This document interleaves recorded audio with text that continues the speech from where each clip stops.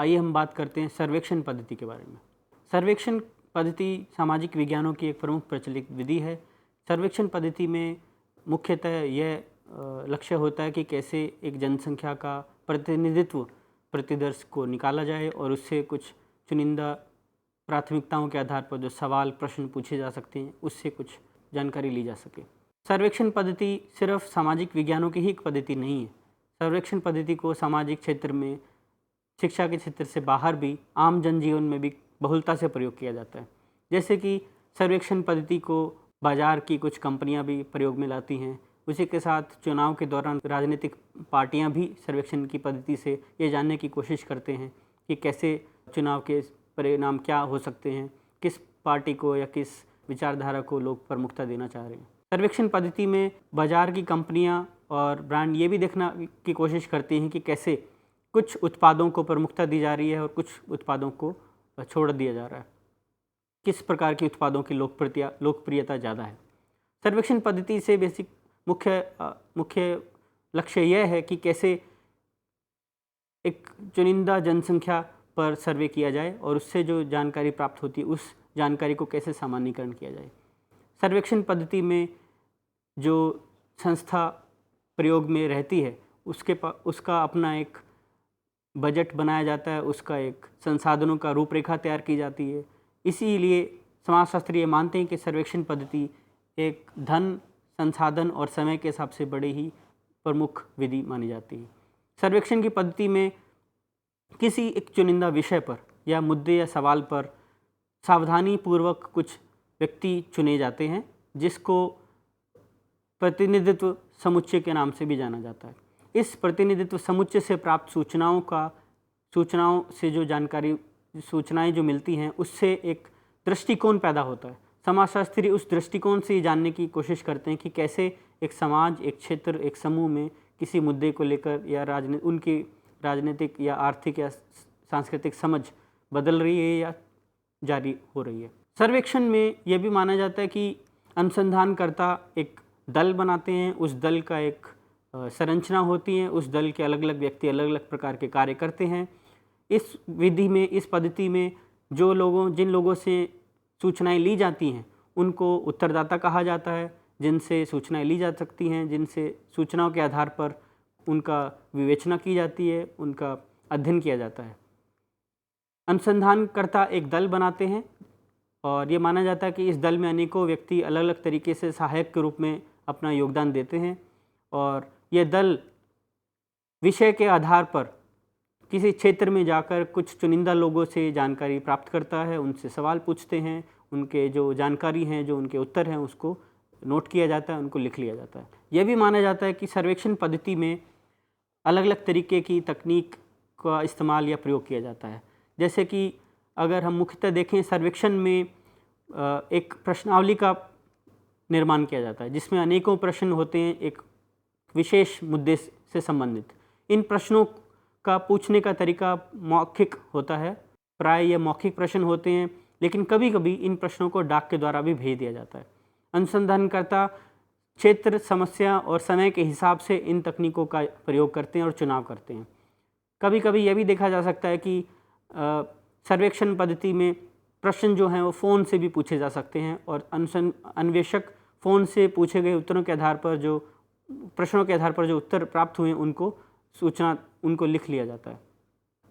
आज के भूमंडलीकरण के दौर में यह भी देखा जाता है कि सर्वेक्षण पद्धति में यह प्रश्न इंटरनेट से और ईमेल से भी भेजे जाते हैं।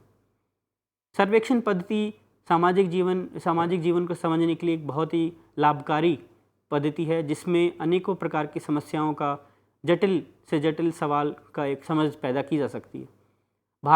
भारतीय समाज में अगर हम देखें तो प्रत्येक 10 वर्ष में जो किए जाने वाला भारतीय जनसंख्या का जो सर्वेक्षण है वह इसका सबसे बड़ा उदाहरण है। सर्वेक्षण पद्धति में अनेकों प्रश्न बनाए जाते हैं और उस प्रश्नों के आधार पर एक सामाजिक समस्या का विश्लेषण किया जा सकता है। सर्वेक्षण पद्धति का एक प्रमुख लाभ यह है कि यह एक समाज के छोटे से हिस्से पर प्रयोग करके इसके परिणामों को बड़ी जनसंख्या के स्तर पर सामान्यीकरण किया जा सकता है। सर्वेक्षण पद्धति में कुछ 100 या 1000 व्यक्तियों के प्रतिदर्श को चुनाव करके, जो कि एक प्रतिदर्श के सांख्यिकी सिद्धांत के आधार पर लागू किया जाता है, उस प्रतिदर्श के से प्राप्त जानकारी व तथ्य सामग्री को जुटाकर उसका अध्ययन करके समाजशास्त्री ये जानने का प्रयास करते हैं कि कैसे इन परिणामों के आधार पर एक समाज, समुदाय या एक संस्था का अध्ययन किया जा सकता है।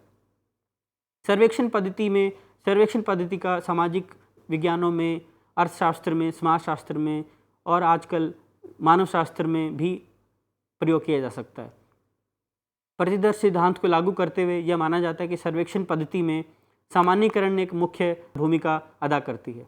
सामान्यीकरण से तात्पर्य यह है कि कैसे एक प्रतिदर्श से उपलब्ध या जुटाए गए तथ्य उनको पूरे समूह के ऊपर लागू किया जा सकता है।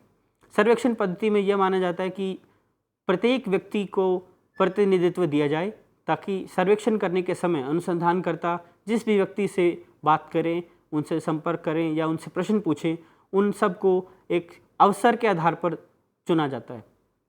दूसरा प्रमुख सिद्धांत सर्वेक्षण में यह है कि इसमें एक वास्तविक इकाई एक व्यक्ति हो सकता है, एक गांव हो सकता है, एक घर हो सकता है, और यह चयन पूर्णतया अवसर पर आधारित होना चाहिए। अवसर पर आधारित से तात्पर्य यह है कि किस प्रत्येक व्यक्ति की संभावना इस प्रतिदर्श में शामिल होने की होनी चाहिए। समाजशास्त्री यह भी बहस करते हैं कि कैसे प्रतिदर्श के आकार को लेकर अलग अलग सवाल उठते हैं। प्रतिदर्श का आकार क्या होगा, यह इस बात पर निर्भर करता है कि आपका अनुसंधान का जो संस्था है, दल है, या अनुसंधान की प्राथमिकताएं क्या हैं। प्रतिदर्श के चयन के अनेकों तरीके हो सकते हैं। सबसे प्रमुख जो तरीका इसमें अपनाया जाता है वह यह होता है कि इसमें अवसर आधारित तरीका, जिसमें प्रति इकाई का चुने जाने की संभावना होती है। यह माना जाता है कि प्रतिदर्श के ठीक ठाक चयन से और आकार से समाजशास्त्री एक व्यापक जानकारी जुटा सकते हैं और उसके आधार पर अध्ययन को आगे बढ़ा सकते हैं। आइए अब हम समझने के प्रयास करते हैं कि सर्वेक्षण पद्धति की प्रमुख सीमाएं क्या हैं। यह भी माना जाता है कि सर्वेक्षण किए जाने के लिए एक संस्था, एक बड़े स्तर की संस्था का होना आवश्यक है, और चूंकि बड़े स्तर की संस्थाएं अगर होंगी तो उनके पास संसाधन, धन और समय, और जो व्यक्ति इसमें शामिल होते हैं उनसे जुड़ी भी कुछ समस्याएं होती हैं। सबसे प्रमुख समस्या तो यह है कि सर्वेक्षण में जो सवाल पूछे जाते हैं वे अधिक से अधिक नंबर में लोगों से पूछे जाते हैं, ज़्यादा से ज़्यादा संख्या में लोगों से पूछे जाते हैं। इसीलिए उन सवालों में और उत्तरों में गहनता की कमी पाई जाती है। स्तर के सवाल पूछे जाते हैं जिसमें गहनता की कमी होती है। दूसरी प्रमुख कमी यह पाई जाती है सर्वेक्षण पद्धति में कि जो अन्वेषक सवाल पूछते हैं उनका प्रशिक्षण किस प्रकार का हुआ है। तीसरा यह मुख्य समस्या है कि सर्वेक्षण की पद्धति में प्रश्न किस प्रकार से पूछे जाते हैं, या उत्तरदाता से प्राप्त उत्तर किस तरीके से रिकॉर्ड किए गए हैं, किस तरीके से लिखे गए हैं। कई बार ये देखा गया है कि प्रश्न पूछने व लिखने के तरीकों में अंतर आने की वजह से अनेकों त्रुटियां हो जाती हैं, जिससे कि तथ्य जो है वो अध्ययन में इस्तेमाल नहीं हो पाते। एक अन्य मुख्य समस्या यह भी देखी गई है कि कैसे प्रशिक्षण के अभाव में अन्वेषक उत्तरदाता से एक संपूर्ण विश्वास नहीं विकसित कर पाते हैं। इस विश्वास की कमी के कारण, क्योंकि सर्वेक्षण के संचालन में एक लघुकालिक संबंध उत्पन्न होता है, इसी विश्वास की कमी होती है। विश्वास की कमी से जो उत्तर प्राप्त होते हैं वो बहुत स्तर और छिछले उत्तर मिलते हैं। इसलिए समाजशास्त्री ये मानते हैं कि कई बार सर्वेक्षण पद्धति के प्रयोग करने में सच्चाई पूर्वक उत्तर के स्थान पर सावधानीपूर्वक उत्तर मिल जाते हैं, जिससे कि अध्ययन करने में और विश्लेषण करने में काफ़ी समस्या उत्पन्न होती है। एक अन्य प्रकार की समस्या सर्वेक्षण पद्धति में यह भी है कि कैसे अन्वेषणकर्ता और अनुसंधानकर्ता कुछ कठोर तरीकों को अपनाकर, कुछ विशेष प्रकार के प्रश्नों को अपनाकर एक प्रश्नावली का निर्माण करते हैं, जिसकी सफलता अंततः निर्भर करती है कि अन्वेषक उसको कैसे संवाद पर लेकर आएंगे और उत्तरदाता से कैसे संवाद करेंगे। इसलिए एक कठोर संरचित प्रश्नावली से काफ़ी बार ये समस्या उत्पन्न होती है कि उत्तरदाता के जो जवाब हैं, जो उत्तर हैं, वह अनुसंधान के प्रश्नों के अनुसार नहीं होते।